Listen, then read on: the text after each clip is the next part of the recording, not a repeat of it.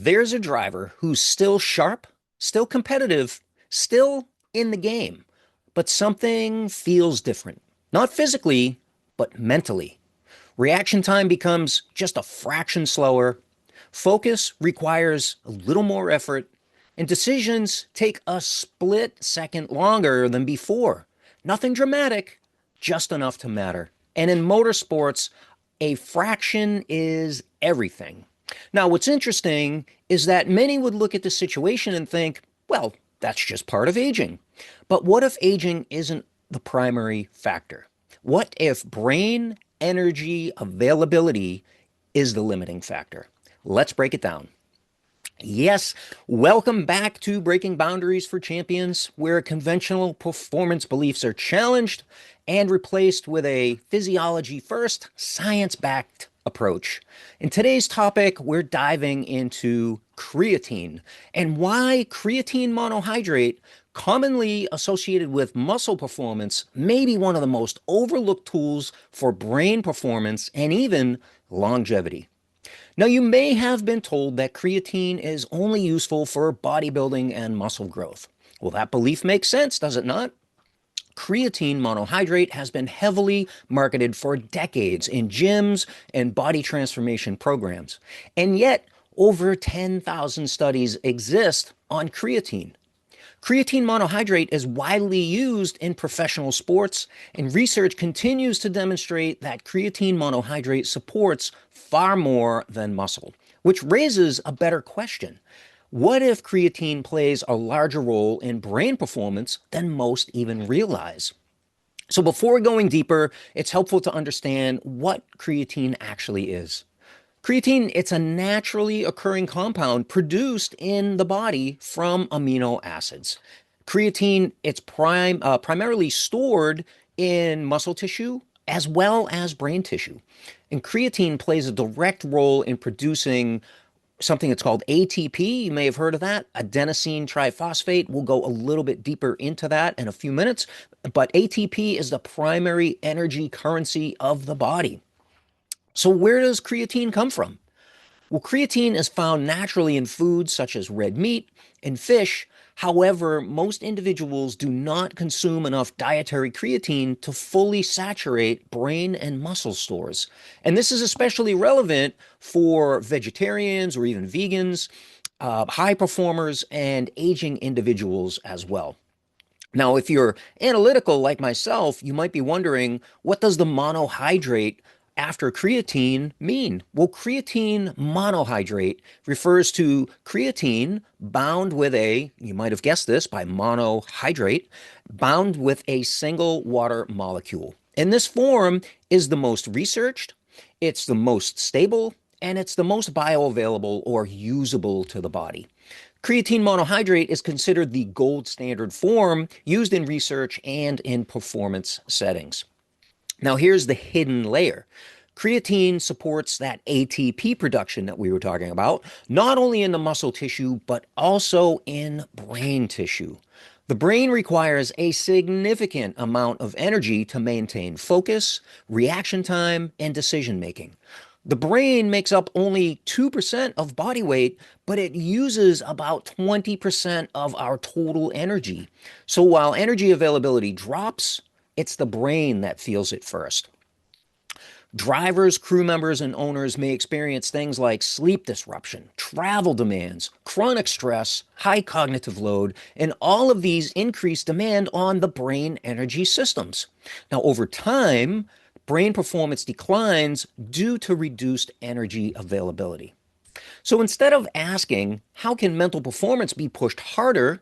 A better question becomes, is brain energy production optimized for sustained performance?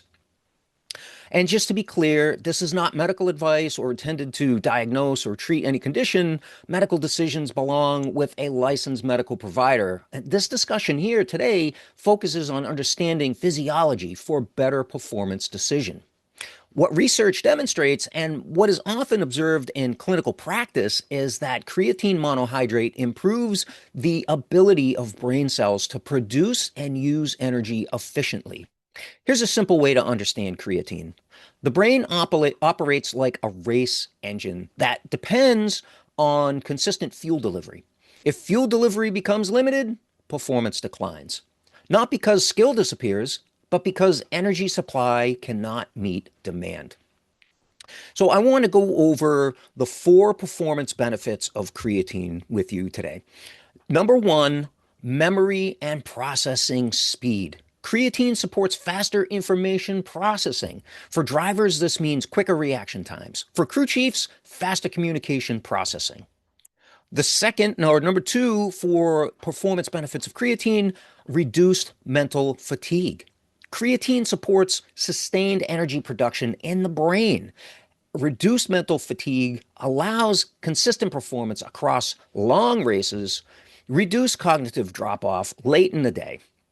And number three, the third performance benefit of creatine is executive function. Creatine supports executive brain functions such as focus, decision making, task adaptation. These functions decline first when brain energy is insufficient. And number four, you're going to love this one. Number four in the performance benefits of creatine is neuroprotective potential. Creatine monohydrate supports reduced oxidative stress, brain longevity, and resilience in high impact environments.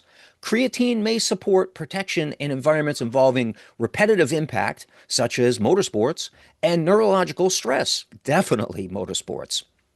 So, why creatine monohydrate works?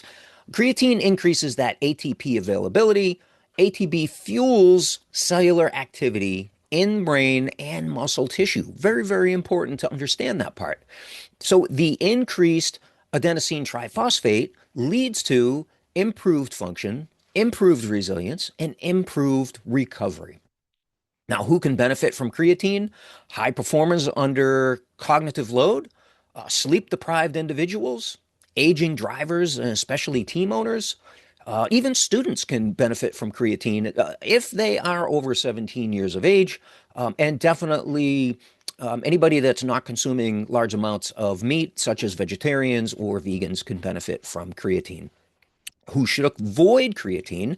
So, this is a pretty narrow demographic, but creatine monohydrate may not be appropriate for individuals with kidney related conditions. And that's simply because if the kidneys are under strain already, they have to process basically all the supplements that we would put through ourselves, especially the water soluble supplements. The liver and the kidneys are usually what we evaluate to make sure that a person is in good health to ensure that they can go forward with any particular protocol or supplement stack.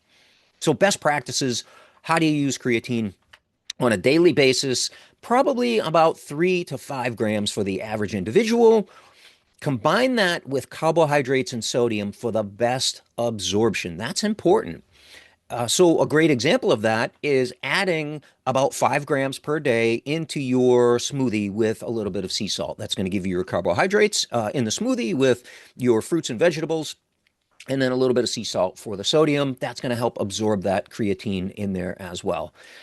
If sensitivity occurs, like gastrointestinal sensitivities with the creatine, you could back that down to 1.5 to 2.5 grams and take it with meals to be able to buffer the GI discomfort, which is very uncommon.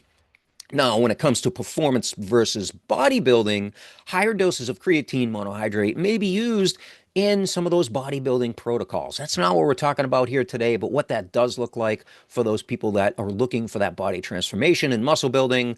A loading dose of about 5 grams 5 times per day for 5 to 7 days would be a great starting point. For the performance and cognitive support, the loading phase is not required. So, returning to that driver, we talked about at the top of the show, experiencing slower reaction time, returning to the crew chief, experiencing that decision fatigue, and returning to the owner, experiencing reduced mental clarity. Creatine monohydrate has been shown to support brain energy systems that influence those outcomes. Now, there are consequences of ignoring that low brain energy, and over time, mental fatigue increases, focus becomes inconsistent, decision-making slows, and performance declines gradually. Oftentimes in the background, where we don't even notice until one day we realize, wow, I am feeling way off. Now, if you put this in context with a supplement stack, let's talk about where that falls into place in our high performance health tiered supplement stack. Creatine monohydrate belongs in HPH tier 3, and this is for performance optimization. So this is after tier 1 and tier 2. Tier 1 would be foundational support. We're talking about a daily activated multivitamin or daily nutritional support powder. We're talking about a daily omega-3 for fatty acids and balancing healthy levels of inflammation. And we're talking about vitamin D3. You're already getting your K2 in with the multivitamin, so vitamin D3, it's going to help with immunity and hormone production and all kinds of other benefits of vitamin D3. So that's tier 1. Tier 2 would be targeted supplementation for what we need to target according to your at-home performance-related, integrative, advanced at-home lab tests is what I was trying to say. Your at-home lab tests, your integrative health tests would determine what supplementation you need for tier 2, and then of course tier 3 would be your performance-based, and that's where creatine would live. There's a lot of high-quality creatine out there on the market. What I use personally and recommend to our clients over at Victory Lane Wellness is called Advanced Cell Force. It's a synergistic formulation from our partner Equilife. They are the global leader in functional medicine, and they usually don't put out a product just to put out a product. As I said, there's plenty of creatine out there on the market. What Equilife does with their formulation team is they create a synergistic formulation. So Advanced Cell Force contains, yes, the creatine monohydrate for strength and endurance and cognitive function, but it also contains citrulline malate, which is important for the citric acid cycle. This is the energy cycle. This increases ATP production and it boosts circulation. It also includes taurine, which supports mitochondrial health. Those are the powerhouses of the cells that create the ATP. It reduces oxidative stress, the taurine does, and it promotes brain health. Very important. And it also contains one other ingredient, which is trimethylglycine, also known as TMG, which supports heart health, energy production, and healthy aging, all of which are backed by science. And perfect for those who demand both immediate performance and long-term vitality. And I'll tell you, when I don't use this for a day or two, I can definitely feel the difference. I add that back in and can certainly feel the difference immediately. And I know that it's playing a role in my long-term health. So imagine stable mental clarity, sustained focus, faster decision-making under pressure. Creatine monohydrate supports the energy systems required for that level of performance in demanding motorsports environment. If you're interested in checking out the Advanced Cell Force, you can find it over on our shop page at jeffreymort.com/shop. Just click on the supplement tab and you'll find it there. Creatine is not just for muscle. The research clearly demonstrates that creatine supports brain performance, resilience, and longevity. If you're the kind of driver, crew member, or team owner who values your energy and is ready to optimize your performance, you can apply to work with Victory Lane Wellness at victorylanewellness.com. With programs designed for motorsports professionals committed to performance and precision, and every enrollment supports Race for a Reason, a program providing integrative health testing to chronically ill children of motorsports charities. We will see you next time. Bye-bye.